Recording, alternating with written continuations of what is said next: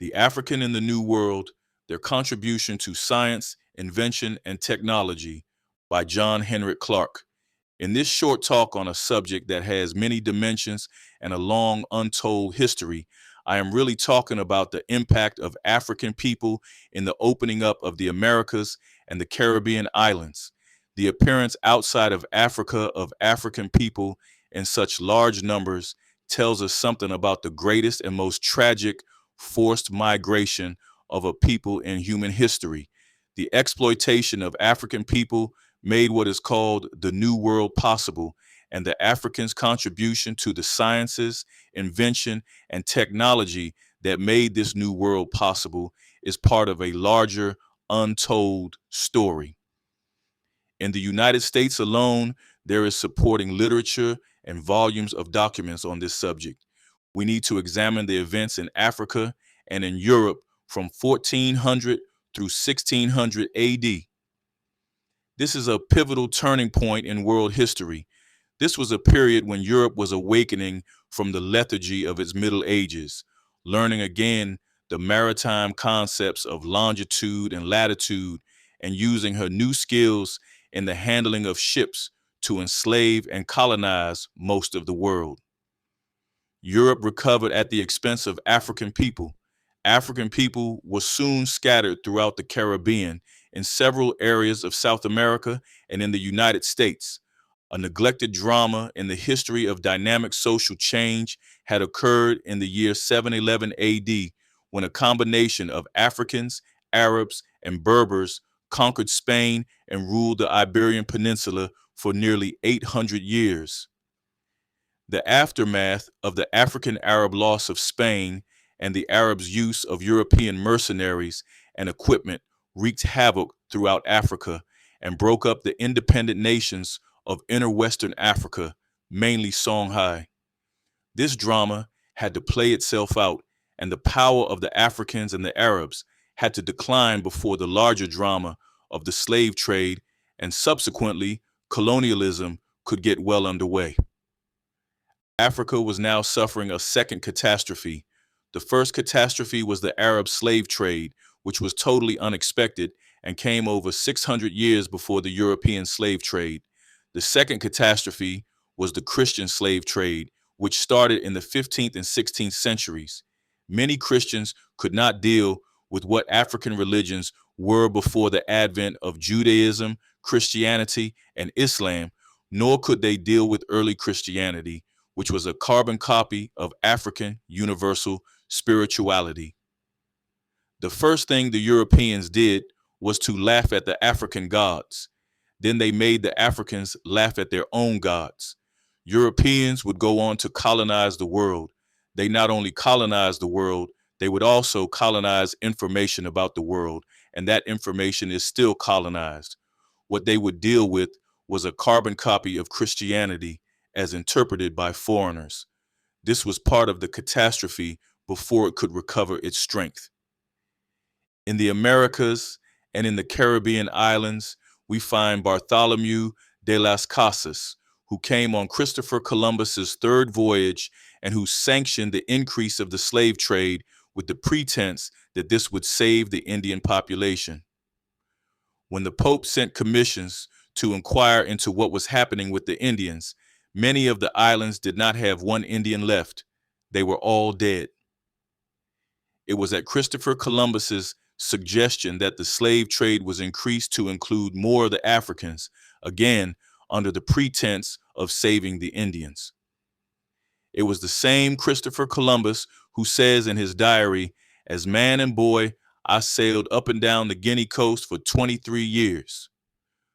What was he doing up and down the coast of West Africa for 23 years? The assumption is that he was part of the early Portuguese slave trade. Now, is he still your hero? When you look at the Western hero and how he became a hero, when you look at all those people they called the great and find out what they were great for, you will then have a new concept of history. There are a number of good books on this subject. Two of the more readable are by Eric Williams, late Prime Minister of Trinidad, formerly a teacher of political science at Howard University. They are Capitalism and Slavery, and his last big book, The Caribbean from Columbus to Castro. The subject of this talk is really the African inventor in the New World and his contribution to technology, medicine, and science. While I may be going the long way around, I'll get to the subject, but you will have to know what happened behind the curtain of slavery and the consequences of the Africans' enslavement, to what extent Europe recovered from its lethargy, and to what extent Europe exploited people outside of Europe. But the main thing that you have to understand is that the African did not come into slavery culturally empty-handed. In order to stay in luxury, Europe had to have large bodies of people to exploit outside of Europe, where they could get land and labor cheap, where they could get control of other people's resources, cheap or for nothing. This is what apartheid is really all about. It is about Western control of the mineral wealth of the African. Africa is the world's richest continent, full of poor people, people who are poor because someone else is managing their resources. Do you think that if Africans had all the gold and manganese and zinc and bauxite and uranium that comes out of Africa, they would be going around begging anybody for anything, drought or no drought? Have you ever sailed down the Congo River and seen all the vast bodies of water flowing into the sea? The Nile River sustained the greatest civilization the world has ever known, and it rarely ever rains in the Nile River. Yet this one river sustained civilizations for thousands of years because Africans at that time knew what to do with water and how to direct it in the way they needed it. Still going to my subject, my point is that the African was brought to the Western world and survived through his inventiveness, imagination, and spiritual attitude. Without these, he would not have survived. The African was hit harder than the so-called Indian. Where one died, the other would survive. It is not that one had a spiritual attitude and the other did not. They both had spiritual attitude and they both had culture. But many of the Africans had come out of pluralistic cultures and were more accustomed to the nature of change. Now, let's get on to the African's inventive mind. The preface to all of this is to deal with the free African craftsmen in the Western world and how these craftsmen became free. That is, free with a question mark. In the Caribbean, where Africans were brought in large numbers once they were taken over by the British and others, their condition as an enslaved people was exploited. A class of Englishmen who had earned no considerable respect in England came to the islands as mechanics. Because their white face was a premium and because they were given privileges and guns and land and had access to African women, they considered themselves as belonging to the exploitive class. They literally exhausted themselves. But the Englishmen did not have the skills they found were needed on the islands, and they began to disappear physically due to death from exhaustion or return to England. The African craftsmen began to replace them. We now see the beginnings of the African's inventive mind in the Caribbean islands. The same thing was happening in parts of South America. Many times the English would bring over English-made furniture, and there were some termites in the Caribbean. Some of these termites are still there, and when the termites began to eat up the soft wood in the English-made furniture, the African, with his meticulous mind, began to duplicate that furniture with local hardwood. This was done especially in Jamaica, where they had large amounts of mahogany then. Jamaica does not have mahogany now because the mahogany forests were overcut to the point where Jamaica now has no considerable variety of mahogany. Some of the most beautiful mahogany in the world used to come from Jamaica. As with the disappearance of the British craftsmen, when the African craftsmen began to emerge, something else began to emerge in the Caribbean islands, a class of people whose crafts maintained plantations. The Africans saw how important they had become and began to make demands. This is the origin of the Caribbean freemen. These freemen were free enough to communicate with other Africans, free enough to go back to Africa, and free enough to go to the United States. These free men from the crafts class began to mix friendship with another group of free men in the United States. Now, how did the free men become free in the United States? Mostly in the New England states, where the winters were so long that it was not economically feasible to support a slave all year round when they could be used only for 4 or 5 months. Slavery would have been just as brutal as it was in the South if the weather permitted. In New England, the slaves had become industrial slaves. A large number of them were employed as ship caulkers. In the era of wooden ships, every time a ship came in, the caulkers would have to drill something in the holds of the ship to keep it from eroding and to keep it from leaking at sea. A large number of Africans became ship caulkers, and a large number became industrial slaves, and they began to learn basic industrial skills. Professor Lorenzo Green's book, The Negro in Colonial New England, is especially good in explaining the details of this transformation during the period of slavery. There were also slave inventors, but these slaves could not patent their own inventions. They had to patent them in the name of their masters. Soon after the latter half of the 19th century, when the Africans understood that emancipation was not the reality they had hoped for, they began another resistance movement in the hope of improving their condition. They set up a communication system with all the slaves.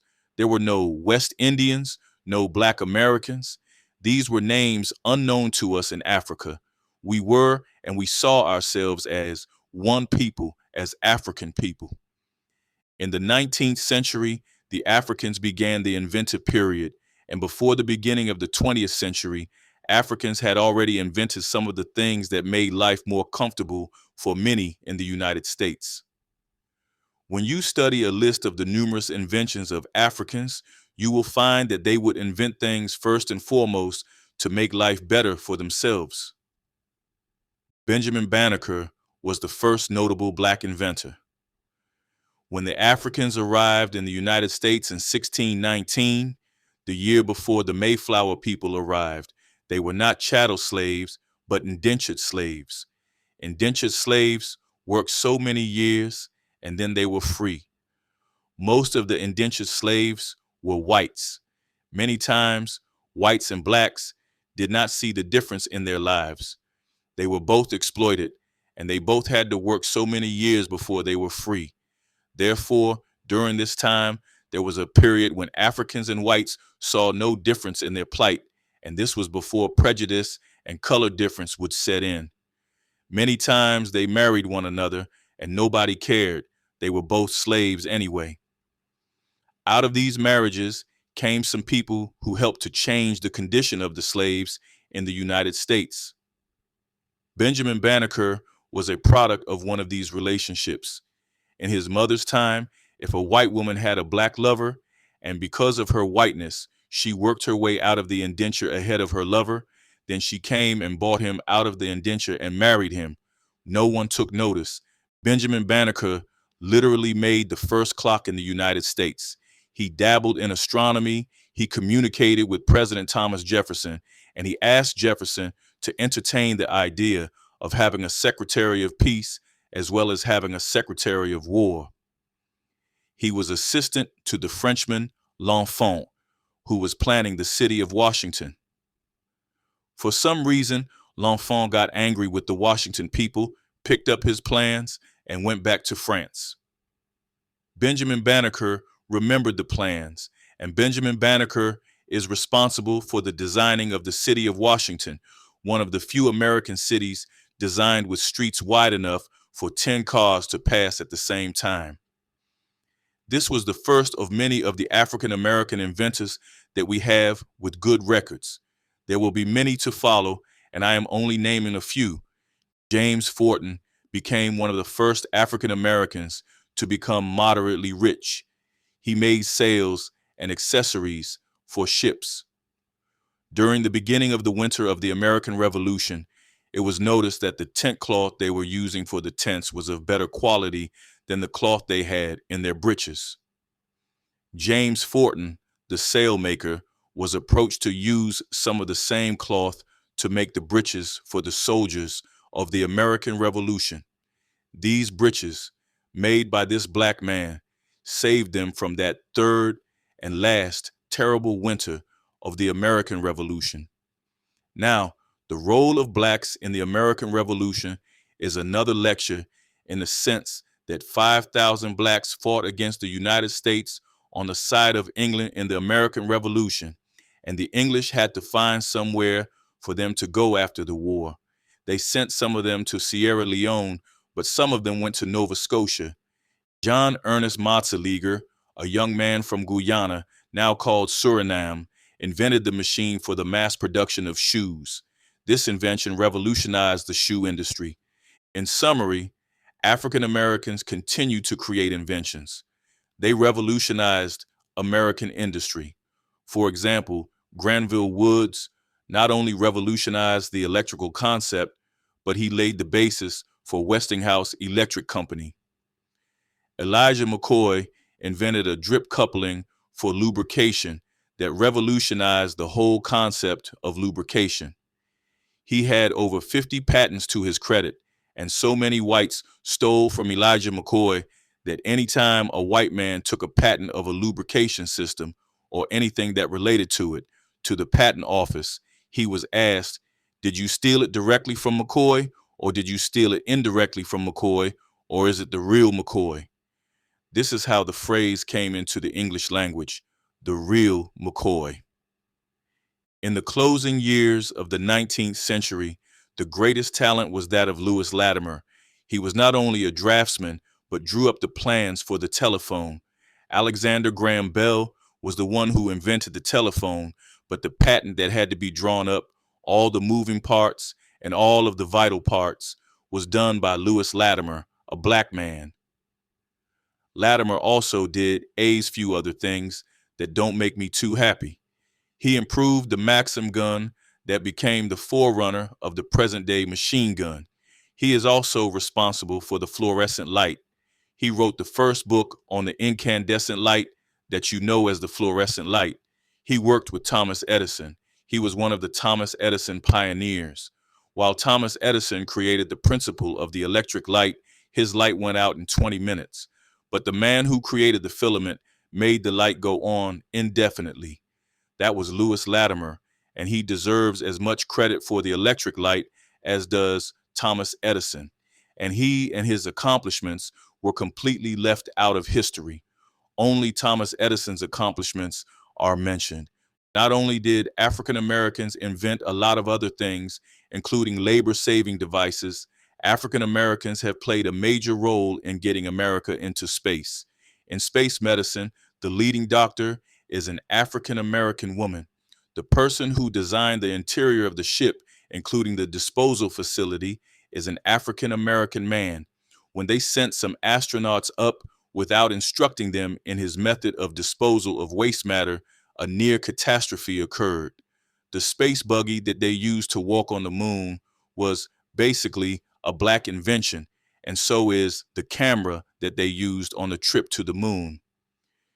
You might wonder that after all that the African Americans have contributed in making the United States comfortable, even to the coupling that holds all the weights together when trains are moving around the country, why are they having so much trouble, and why are they still having difficulty? Principally because we were not brought to the United States to be given democracy or to be given Christianity. We were brought to labor, and once the labor was done, we were an unwanted population in the United States. We were a nation within a nation searching for a nationality. When we put all of us together, we are larger in number than all of the nations in Scandinavia put together. Their population would not be as large as the African American population in the United States alone. According to the statistics of the United Nations and the Jewish Yearbook, all the Jews in the world would come to less than one half the number of the African American population in the United States.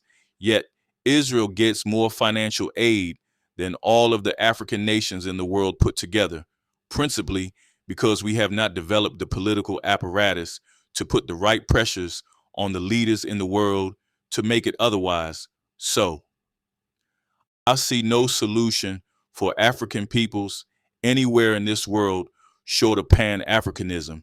Wherever we are on the face of this earth, we are an African people. We have got to understand that any problem faced by Africans is the collective problem of all the African people in the world, and not just the problem of the Africans who live in any one part of the world.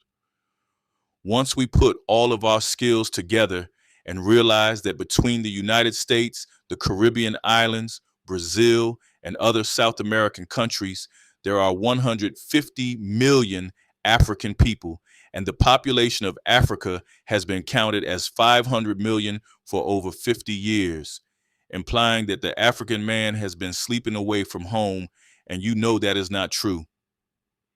In the 21st century, there are going to be 1 billion African people on this earth. We have to ask ourselves, are we ready for the 21st century? Do we go into the 21st century begging and pleading or insisting and demanding?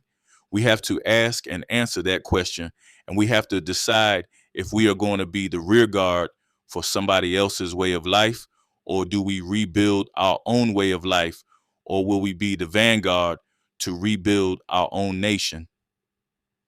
We have to say to ourselves when we look at our history, the great Nile Valley civilization, the kind of civilizations we built on other rivers, the Niger, the Limpopo, the Zambezi, the kind of civilizations that gave life to the world before the first Europeans wore shoes or had houses that had windows. We need to say to ourselves with conviction that if I did it once, I will do it again.